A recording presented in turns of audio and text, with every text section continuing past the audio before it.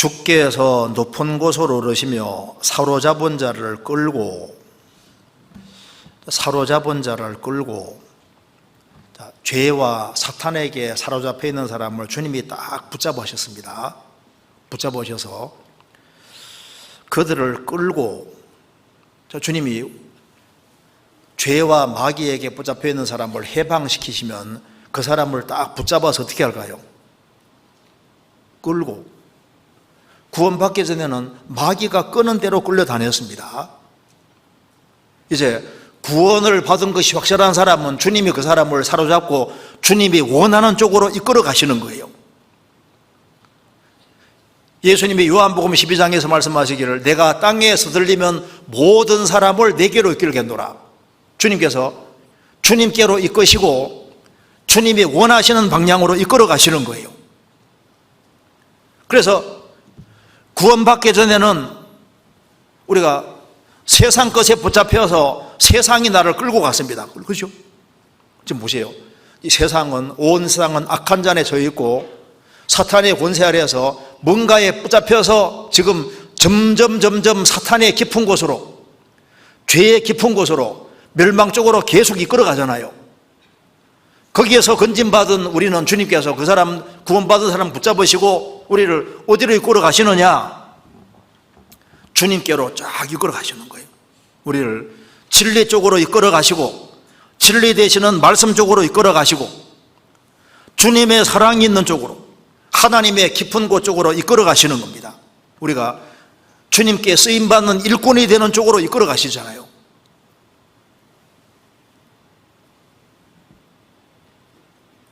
사로잡은 자를 끌고 구원을 받은 게 확실하면은, 구원받았으니까 됐다가 아니라 구원받은 사람을 내버려 둘 리가 없잖아요. 구원받은 사람을 주님 붙잡으시고 주님이 원하는 방향으로 이끌어 가십니다. 그래서 우리 아가서에도 보면은 내게 입맞추기 원한다. 처음에는 입맞춤이 나오고, 그 사랑이 입맞춤입니다. 구원받으면 주님과 입맞춤이 된 거잖아요. 주님은 신랑이고 나는 신부가 되었습니다.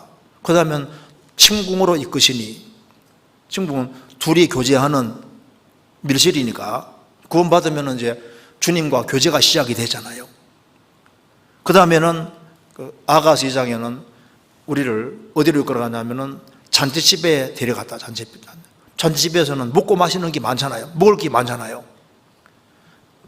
구원을 받은 사람은 구원받은 무리 가운데, 교회와 교제 가운데는 먹을 것이 많이 있습니다. 거기서 힘을 딱 주시고, 그 다음에는 이제 평탄한 길로 쫙 이끌어 가십니다. 그 뒤에 나와 있지 않습니까? 그 다음에는 험한 산으로 이끌고 가서 헐몬 산 꼭대기까지 데려가잖아요. 평탄한 곳으로 이끄시고 저 높은 산까지 이끌어서 저 높은 데서 아래를 보고 비전을 가지게끔 해야 될 일이 뭔지를 보여주시고, 그리고 일터로 쫙 가게 하시는데 그게 하나님의 이끄심인 거예요. 여호와가 목자가 된 사람은 주님께서 그냥 버려두지 않으십니다. 여호와는 나의 목자시니 내가 부족함이 없으리로다. 그가 나를 푸른 수양에 누이시며 쉴만한 물가로 인도하시는도다. 자기 이름을 위하여 어떻게 한다고요? 의의 길로 인도하시는도다. 우리를 푸른 수양에 누이셔서 거기서 풀을 잘 먹게 하시고, 잔잔한 물가에서 물 마시고, 영혼을 소성케 하시고, 우리 영혼을 소성케 하시고 난 이후 어떻게 합니까? 의의 길로 인도하시는도다. 이끌어 가시는 것이 있는 거예요. 그래서 땅 위에서 들리면 모든 사람을 내게로 이끌어가노라. 주님께서 딱 붙잡아서 이끌어 가십니다. 그래서 지금 보세요. 세상은요, 마귀가 얼마나 많은 걸 만들어 놔서 마귀 것으로 이끌어 가기 위해서 지금 마귀가 아주 강력한 것들을 많이 만들어서 사람들의 마음을 전부 다 그걸로 이끌지 않았습니까? 주님께서는 그럴 줄 알기 때문에 더 강력한 것들을 많이 준비해 놨어요. 왜? 이 우주 만물 전체를 주님 만드셨기 때문에 주님 만드신 만물을 보면은 만물이 얼마나 신비한지가 점점마다 밝혀지잖아요. 하나님 만든 세계 속에 붙잡히도록, 그리고 성경이 얼마나 확실한 사실로 밝혀집니까? 우리 시대에 아주 성경이 관심만 가지면은 성경만큼 확실하고 놀라운 책이 없어요. 성경에 딱 붙잡히게 만들어주시고, 세상에서 십자가 사랑보다 큰 건 없습니다. 주님의 사랑에 붙잡히면은 거기에 붙잡혀 생을 살아가는 거예요. 자, 세상 사람은 소망이 없습니다. 우리에게는 확실한 소망을 주셔서 세상에 딸려가지 않게 하시는 거예요. 소망의 탑. 초대교회 당시에 한 200년 정도 로마에서 박해가 있을 때 크리스찬들이 카타콤 굴 속에, 지하 굴 속에 숨어들었잖아요. 그 길이가 한 500km 정도 된다고, 500km. 지하 무덤. 거기에 그림들이 많이 그려져 있는데 제일 많이 그려져 있는 것이 선한 목자 되신 예수님. 두 번째로 많이 그려져 있는 것이 닷입니다. 닷. 소망의 닷. 한번 찾아보세요. 그거 정말 그림들이 많이 그려져 있는데 한 66개 정도 소망의 닷이 그려져 있는데, 그들은 어두운 묘 있지 않습니까? 카타콤, 무덤, 그 밑에서 햇빛 못 보고 살았지만 그들은 뭐가 있습니까? 확실한 소망을 가지고 생을 살았습니다. 우리로 하여금 세상에 딸려가지 않도록 하기 위해서 교회라는 공동체라는 걸 주셨잖아요. 그래서 사로잡은 자를 주님이 사로잡고 그 사로잡은 사람들을 끌고 주님 쪽으로 이끌어 가시는 거예요. 그리고 우리가 폐역자였는데 폐역자인 우리를 어떻게 했습니까? 새로운 피조물로 만드신 거예요. 새로운 개조물이 아니라 새로운 피조물입니다. 에베소서 2장 10절에 말한 대로 우리는 그의 만드신 바라, 우리를 새로운 피조물로 만드신 거예요. 자, 폐역자가 새로운 피조물이 되다, 얼마나 놀라운 겁니까? 성경 고린도후서 한번 찾아보시겠습니다.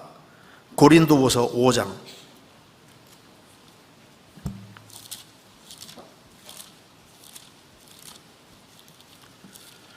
고린도후서 5장 17절.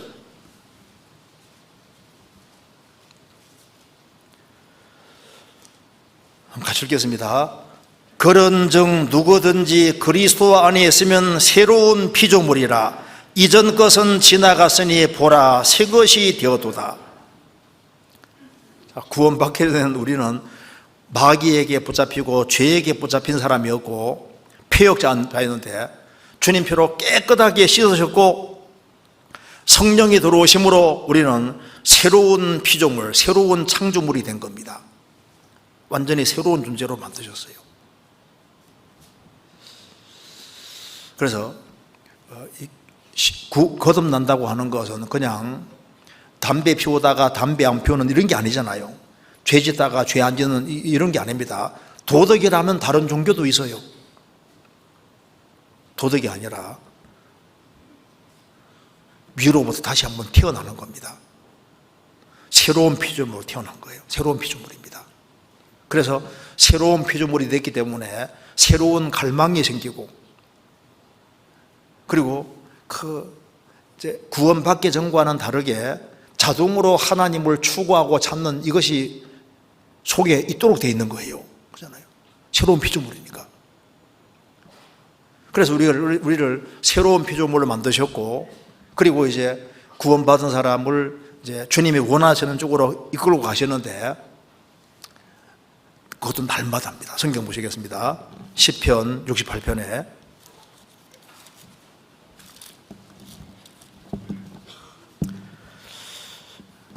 19절. 날마다 우리 짐을 지시는 주 곧 우리의 구원이신 하나님을 찬송할지로다. 구원받은 이후에 천국에 들어갈 때까지 날마다 우리 짐을 지십니다.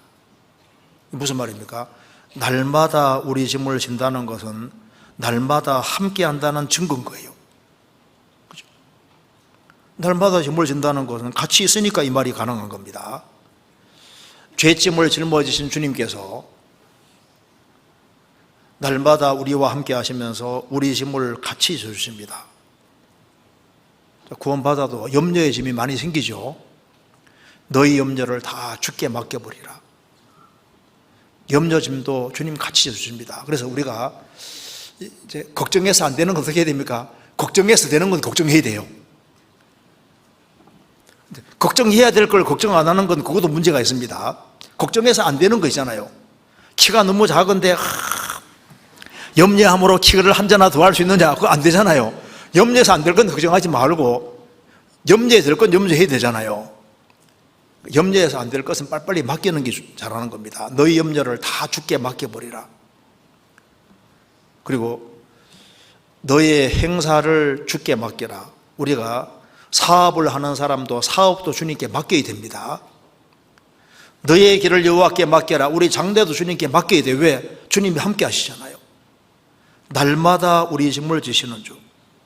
우리 삶의 버거운 짐들을 주님이 같이 지고 있는데 이게 사실이 아니라면은 성경에 기록 안 됩니다. 우리 생각할 때 내가 너무너무 힘들 때 주님은 함께 안 하시는 게 아닌가 이렇게 생각할 수 있는데 성경에서는 날마다입니다. 하루는 빼놓고가 아니잖아요.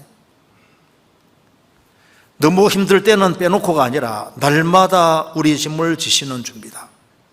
사실은 안고 가고 있는 거예요. 우리는 전능하신 분의 팔에 안기어서 지금 가고 있는 겁니다. 다니엘의 세 친구가 풀못벌에 들어갈 때 주님이 거기에 동참하고 계시잖아요. 세 사람이 풀못벌에 들어갔는데 네 사람입니다. 한 분은 예수님인 거예요. 풀못벌에도 주님이 같이 계셨어요. 순교당할 때도 주님은 같이 계십니다.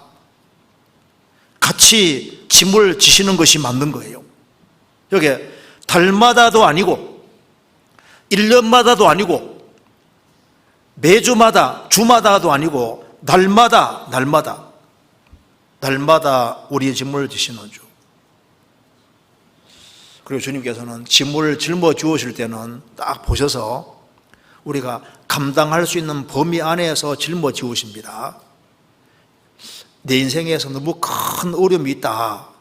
그 짐을 보실 때 주님은 신실하시기 때문에 요 정도는 짊어지겠다 싶을 때 그 사람에게 짐을 짊어지우는 거예요.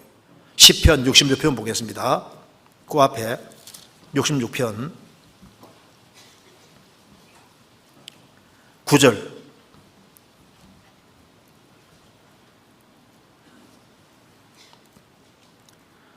그는 우리 영혼을 살려두시고 우리의 실족함을 허락지 아니하시는 주시로다. 하나님이여 주께 소리를 시험하시되 우리를 단련하시기를 은을 단련함같이 하셨으며 우리를 끌어 그물에 들게 하시며 어려운 짐을 우리 허리에 두셨으며 사람들로 우리 머리 위로 타고 가게 하셨나이다. 우리가 불가물을 통행하였더니 주께 소리를 끌어내사 풍부한 곳에 들이셨나이다. 주님은 우리가 실족은 나지 않게 하시되 시련은 주시는 겁니다. 시련을 주시되 그 사람 분량 안에서 주시는 것이 맞는 거예요.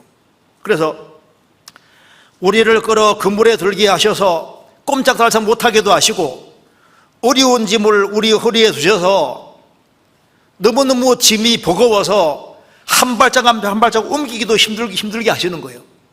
이것이 몇 달이 될 수도 있고 막 1년 될 수도 있잖아요.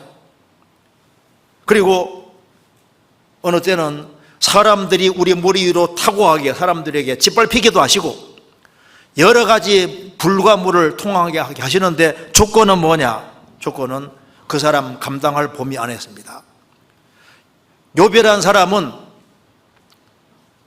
주님이 시련 주실 때 이 정도는 감당할 수 있다고 생각하기 때문에 그런 시험을 허락하신 겁니다. 재산 다 날아가고 10명의 자녀가 죽고 몸 전체가 병들고 이런 아주 큰 어려움을 허락하신 이유는 그 정도를 감당할 수 있기 때문입니다. 아무에게나 그런 어려움을 주시는 것이 아닙니다. 항상 감당할 수 있는 범위 안에서 어려움도 주시고 그 속에서도 주님이 같이 동참하고 계시고 같이 힘을 주시는 거예요. 그래서 날마다 우리 짐을 지신다는 것은 주님은 좋으신 분이잖아요. 은혜와 사랑이 풍부하신 분이 우리와 날마다 함께 하실 때 내가 힘들 때 좀 도와주면 좋으신데 안 도와지는 것처럼 보이는데 그래서 단련되는 거예요. 안 도와주시는 게 아니라 거기에서 좋은 것이 산출되게 해주시는 겁니다. 날마다 우리 짐을 지시는 주.